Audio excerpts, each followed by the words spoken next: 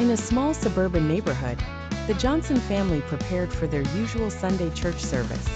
It was a chilly morning, but the atmosphere was warmed by the glow of recent political events that had stirred the nation.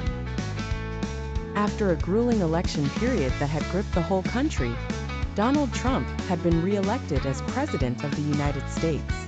This outcome had filled Mr. Johnson with a particular sense of relief and gratitude, and he decided it would be fitting to give thanks at church. Mr. Johnson was a middle-aged man, usually quiet and reserved, but today he walked with a noticeable spring in his step as he gathered his family together. His wife, Mrs. Johnson, shared his sentiment, and together they led their 3 children into the car, discussing what this new term could mean for the country.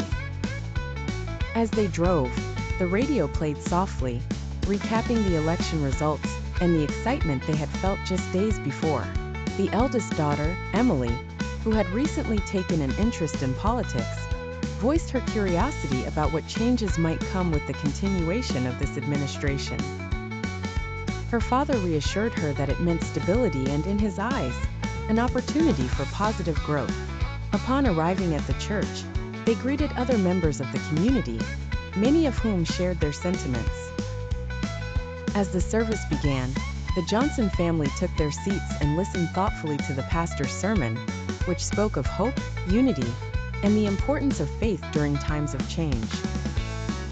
At the end of the service, the congregation joined together in prayer, giving thanks for their blessings and asking for continued guidance. Mr. Johnson felt a profound sense of peace as he bowed his head, thankful not only for the election outcome, but for the many facets of life that made him and his family feel grounded and secure.